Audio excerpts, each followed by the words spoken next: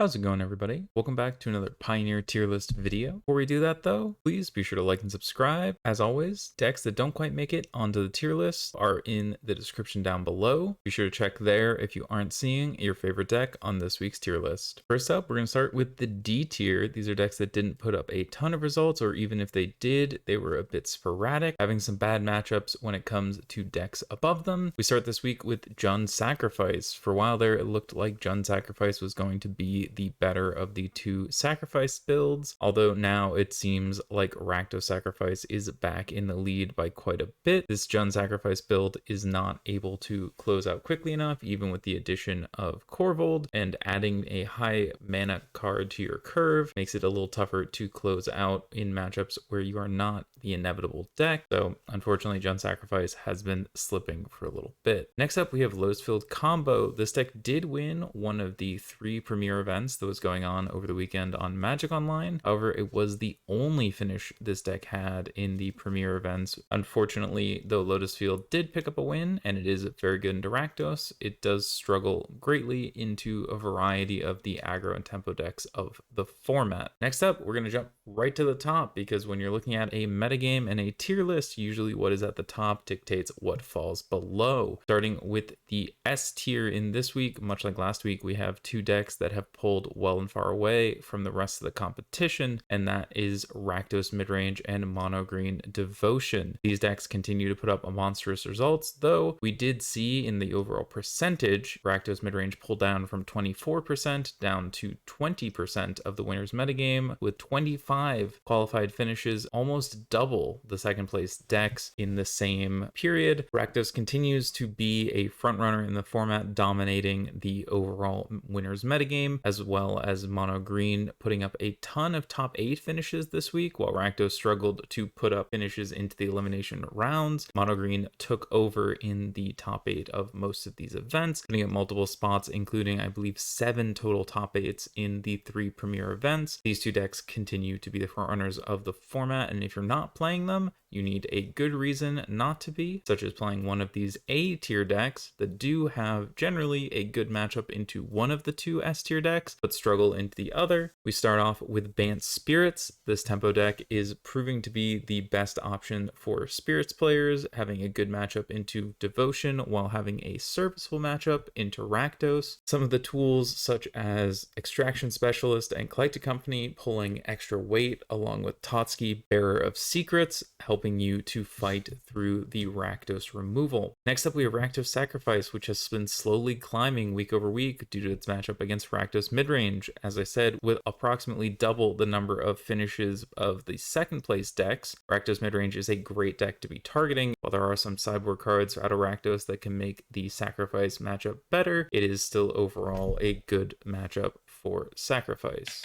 Next up, we have the B tier decks. These are decks that are well positioned in the metagame, but are not as strong as the A tiers. They're likely to show up in your top 16s, possibly a top 8. They are not your front runners to win the event, though that doesn't disqualify them from having great weekends, such as multiple of these did this past weekend. First up, we have Abzan Greasefang, which has been slowly adapting to the rise in Leyline of the Voids in the format, but still struggles with the amount of graveyard hate around. You're able to beat almost any deck if you can get your combo down on turn 3, and your ability to fight through uninteractive decks keeps this deck always ready to do well. Next up, we have Mono White Humans, which tied with Mono Green for finishes this week in second place with 13. However, the big note is that there were only 2 finishes in the premier events, whereas the majority of them fell in the prelims, and while that isn't any means a bad thing, it does show up as a noticeable drop when the second place deck has 2 finishes versus the 9 of Mono Green. Mono White Humans gets a lot of value out of beating Mono Green, but does struggle into Red Black, though you can mitigate that matchup through powerful 3 drops like Wedding Announcement and Extraction Specialist. Next up, we have Blue Red Phoenix. This is a deck that continues to hover around the the A to B tier for a very long time now. Having a good matchup into Mono Green Devotion gives you good game, but your matchup into Rakdos midrange does keep this deck from moving much higher. You're able to do well into all of the low to the ground aggro decks thanks to your glut of card selection and removal. Next up is Blue-White Control, which was somewhat absent this last weekend. After putting up week after week of strong finishes, the deck seems to be struggling to deal with the top tier decks, as well as the rise of Banned Spirits and Mono-White Humans, giving this deck a run for its money. I think this is a situation where Blue-White is not particularly poor into most matchups, but you do struggle a bit into some of the top tier matchups you're going to continually run into, and I expect people will be playing more mid-range decks moving forward, and that'll allow Blue-White to pick up some more wins. Next up, we have the C tier. These are decks that may have broken onto the tier list this week, may have put up some interesting results, but not enough to move them into the top tiers. This to me is somewhat of the line. I think if you're trying to win bigger events, or if your goal is to put up a top 8 or win your local RCQ, you want to be looking at S tier first, A and B tier together in that next tier, and then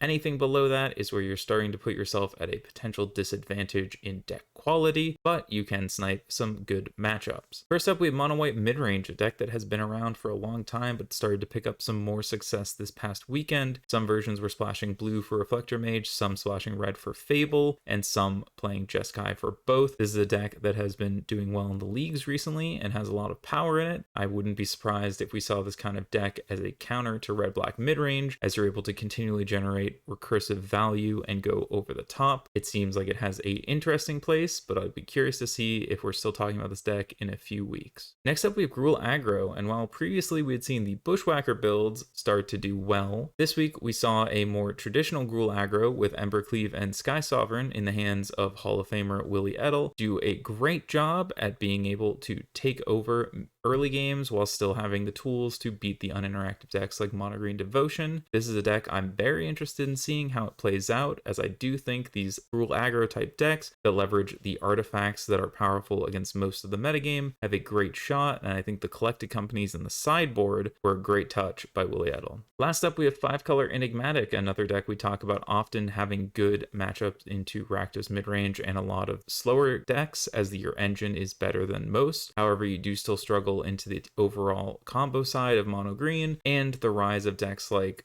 Banned Spirits and Mono-White Humans means that you are constantly on the back foot, hoping to stabilize, and if you can, then you're able to take over, but it's still a big ask. There you have it, this week's tier list. There wasn't too much movement, but we did get to see some hot new decks make their way onto the tier list thanks to a glut of big events this past weekend. As we move into Regional Championship Qualifier Season 2, be sure to check in every week as we look at the top finishers and what decks are likely to earn your invite to your Regional Championship.